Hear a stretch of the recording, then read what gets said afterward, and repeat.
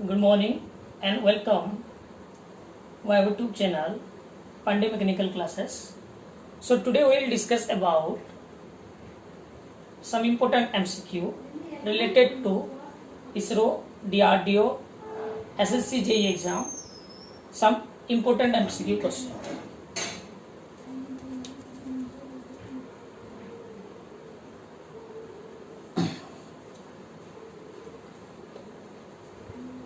तो हम लोगों का पहला वाला क्वेश्चन है here the thermodynamic system where mass as well as energy transfer take place is called. Okay, तो हम लोगों का क्या होगा यहाँ पे mass as well as energy transfer take place is called. तो हम लोगों का बेसिकली हम लोगों का क्या होता है, तीन टाइप का सिस्टम होता है. पहला वाला होता है क्लोज सिस्टम.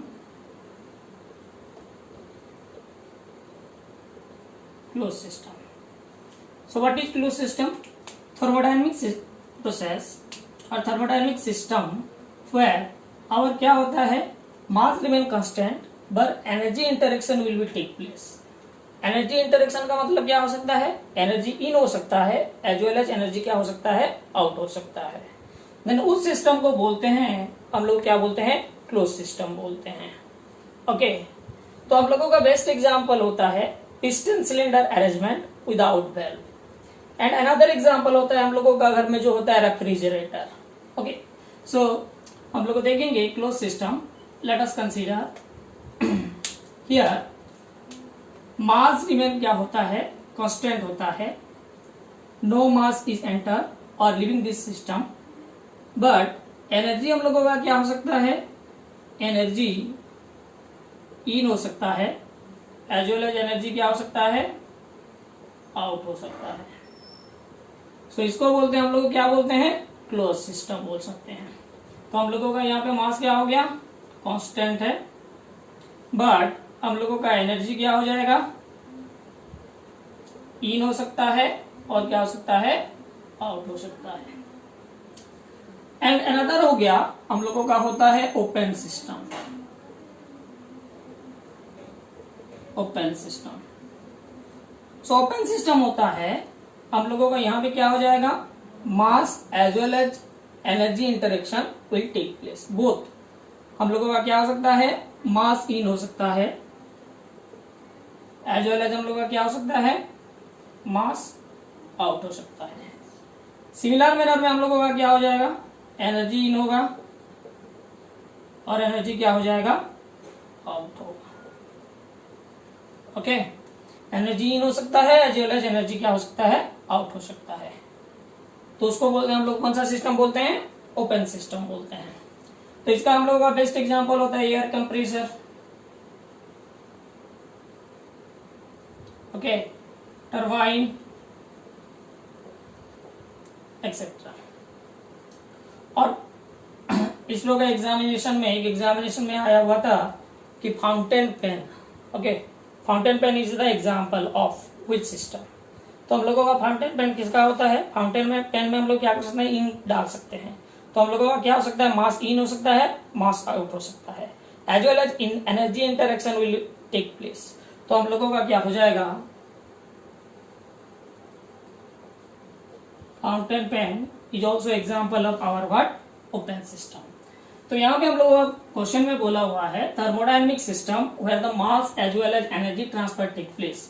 तो ये वाला सिस्टम को हम लोग बोलते हैं, क्या बोलते हैं, ओपन सिस्टम बोलते हैं. ओके, तो आंसर हम लोगों का हो जाएगा, क्या हो जाएगा, ओपन सिस्टम होगा. सिमिलर मैनर में और एक तो सिस्टम होता है जिसको बोलते हैं हम लोग क्या बोलते हैं, आइसोलेटेड सिस्टम बोलते हैं. So what is isolated system. Isolated system होता है जो कि हम लोग का क्या होता है, चारों तरफ से आइसोलेट होता है. एक तो हम लोग का फिक्स्ड बाउंड्री. तो वहां पे हम लोगों का मास इन नहीं हो सकता कि हम लोगों का मास आउट नहीं हो सकता. No mass interaction as well as energy interaction will take place. Okay, और आइसोलेटेड सिस्टम का बेस्ट एग्जांपल होता है universe. Universe is the best example of isolated system. और हम लोगों का डे टू डे फील्ड में हम लोगों का जो यूज करते हैं हम लोगों का थर्मोफ्लास्क. hot coffee stored inside a well insulated thermoflask is the example of हम लोगों का क्या होता है, isolated system होता है. तो यहाँ पे हम लोगों का क्वेश्चन के अनुसार हम लोगों का आंसर क्या हो जाएगा, open system is correct answer. Next हो गया question number 2, zeroth law of thermodynamics derives macroscopic property called. Okay, so हम लोगों का क्या होता है जीरोथ लॉ। जीरोथ लॉ बोलता है कि हम लोगों का क्या हो जाएगा, if two system A and B is thermal equilibrium with each other, okay, then B also thermal equilibrium with C and A also हम लोगों का क्या हो जाएगा, thermal equilibrium with C। तो सिमिलर मैनर में हम लोग का A, B, C all are thermal equilibrium with each other। तो हम लोगों का क्या होता है, जीरोथ लॉ हम लोगों को डिफाइन करता है और डिराइव करता है माक्रोस्कोपिक। फिर तुम लोगों के मन में डाउट आता होगा, सर माक्रोस्कोपिक क्या होता है। माक्रो का मतलब होता है दो अप्रोच। हम लोगों को पता है कि हम लोगों का क्लास में भी हम लोग डिस्कस कर चुके थे कि हम लोगों का क्या होता है कि थर्मोडायनेमिक का स्टडी दो अप्रोच में होता है। एक होता है माक्रोस्कोपिक अप्रोच और एक होता है माइक्रोस्कोपिक अप्रोच। ओके, माक्रो का मतलब होता है जो कि हम लोग नेकेड आई में देख सकते हैं, उसको बोलते हैं माक्रोस्कोपिक। माइक्रो का मतलब होता है जो वाला हम लोग नेकेड आई में नहीं देख सकते, उसको बोलते हैं माइक्रोस्कोपिक बोलते हैं। ओके, तो हम लोगों का क्या हो गया यहाँ पे, zeroth law of thermodynamics derive the microscopic property of. तो इसको हम लोग बोल सकते हैं स्टैंडर्ड वर्ड में आइसोथर्म, और हम लोगों का सिंपल बेसिक के अनुसार हम लोग बोलेंगे तो zeroth law of thermodynamics derive करता है किसको, टेम्परेचर को। ओके, नेक्स्ट हो गया question number 3, which of the following is not an extensive property। Okay, तो हम लोगों को पहले जानना चाहिए कि प्रॉपर्टी कितना टाइप्स का होता है। अकॉर्डिंग टू थर्मोडायनेमिक्स हम लोगों का प्रॉपर्टी बेसिकली कितना टाइप्स का होता है, दो टाइप। एक होता है extensive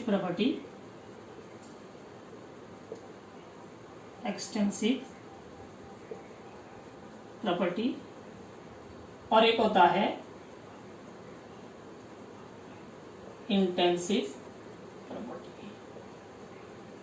okay, then extensive property क्या होता है, the property which depend upon mass. और क्या हो जाएगा, mass dependent property is called extensive property. Intensive क्या होता है, इंडिपेंडेंट अपॉन मास। मास के ऊपर जो वाला प्रॉपर्टी इंडिपेंडेंट होता है उसको बोलते हैं इंटेंसिव प्रॉपर्टी। ओके, इसका एग्जांपल क्या होता है एक्सटेंसिव प्रॉपर्टी का, हम लोगों का हो जाएगा, क्या हो जाएगा, volume, energy, any kind of energy. Okay, kinetic energy हुआ, पोटेंशियल एनर्जी हुआ, इंटरनल एनर्जी हुआ, एंट्रोपी, एंथैल्पी, एक्सेट्रा। ओके, और intensive property independent upon mass. Example हो गया any kind of specific property, यानी हम लोगों का क्या हो गया, P and Cv। Okay, Cp मतलब क्या होता है, specific heat at constant pressure, and Cv होता है specific heat at constant volume. Okay, another one हो गया हम लोगों का क्या हो गया, प्रेशर, टेम्परेचर, क्या हो गया, volume. Volume is an extensive property but specific, any kind of specific is क्या होता है, intensive property, specific volume.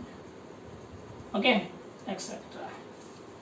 Then फिर होता है हम लोगों का क्या होता है, intensive property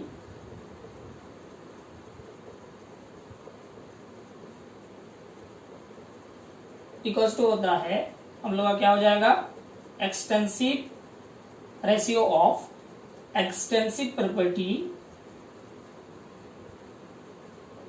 per unit mass, पर सिंपली क्या हो जाएगा, मास। ओके, तो यहां पे हम लोग का क्या होगा, which of the following is not an extensive property. तो यहाँ पे हम लोग का प्रेशर क्या हो जाएगा, एक्सटेंसिव प्रॉपर्टी नहीं होगा, क्योंकि प्रेशर हम लोग का क्या है, इंटेंसिव प्रॉपर्टी। नेक्स्ट हो गया question number 4। A perfect gas at 27 degree Celsius is heated at constant pressure till its volume become double the final temperature is। Okay, तो हम लोगों का क्या होता है, जब कांस्टेंट हम लोगों का क्या होता है, प्रेशर होता है, तो अकॉर्डिंग टू हम लोगों का लॉ के अनुसार, गैसेस लॉ के अनुसार, जब हम लोगों का प्रेशर रिमेन क्या होता है, कांस्टेंट होता है, तो यहाँ पे हम लोगों का क्या, कौन सा लॉ होगा, दैट इज चार्ल्स लॉ।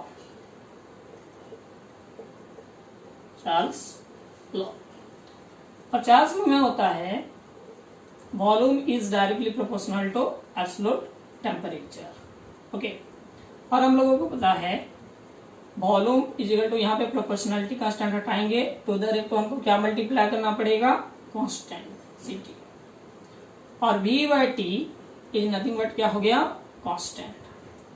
तो यहाँ पे हम लोग का होगा according to Charles law v1 by t1 equals to क्या हो गया, v2 बाई t2।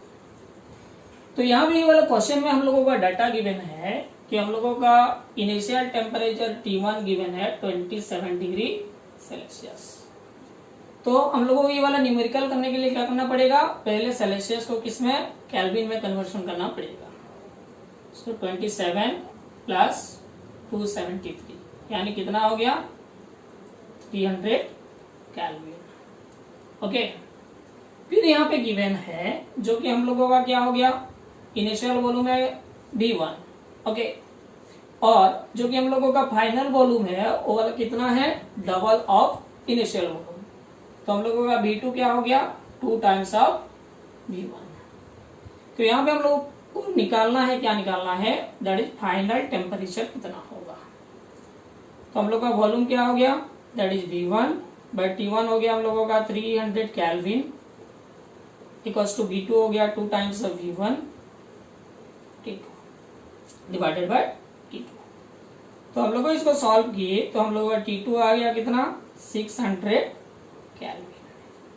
लेकिन हम लोगों का क्या है, ऑप्शन हम लोगों का गिवन है डिग्री सेल्सियस में, तो इसको फिर केल्विन को हमको किस में कन्वर्शन करना पड़ेगा, डिग्री सेल्सियस में। तो T2 इक्वल्स टू क्या हो गया, 600 minus of 273 that is nothing but 327 degree Celsius. So यहाँ पे हम लोगों का ऑप्शन बी इज क्या हो जाएगा, करेक्ट आंसर होगा। नेक्स्ट हो गया क्वेश्चन नंबर 5।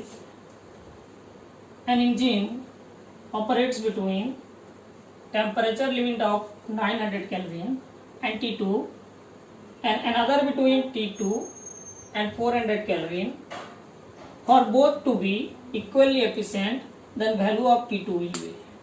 ओके, तो हम लोगों का क्या हो गया, यहाँ पे हम लोगों का गिवन है इक्वली एफिशिएंट। जब हम लोगों का क्या होता है, इक्वली एफिशिएंट होता है, okay, means efficiency will be same, then हम लोगों का T2 इक्वल्स टू होता है root over of T1 into T3। तो यहाँ पे हम लोगों का T1 गिवन है कितना, 900 केल्विन एंड T2 गिवन है 400 केल्विन। तो हम लोगों का T2 हो जाएगा, सॉरी T3 गिवन है 400 केल्विन। तो हमको निकालना है, क्या निकालना है, T2। तो हम लोगों का T2 क्या हो जाएगा, 900 इंटू 400 का root over, that is nothing but हम लोग का कितना आ जाएगा, 600 केल्विन। ओके, लेकिन यहाँ पे पूछा होता कि both the engine have same work output. Okay, both the engine have same work output, then हम लोगों का T2 कितना होगा, देन T2 होगा T1 plus T3 bye 2। Okay, so हम लोगों का यहाँ पे क्या हो गया, T1 की मैंने कितना 900 plus 400 divided by 2 that is nothing but 1300 by 2 हम लोग आ गया 650 केल्विन। लेकिन हम लोगों का यहाँ पे क्वेश्चन में गिवन है equally efficient, then value of the T2 will be, so value of the T2 will be what 600 kelvin. और अब लोगों का सेम वर्क आउटपुट गिवन होता, बोथ द इंजन का क्या होता है सेम वर्क आउटपुट होता, तो हम लोगों का आंसर कितना आता 650 केल्विन। नेक्स्ट हो गया the efficiency of a Carnot engine is 0.75. Its cycle direction is reverse.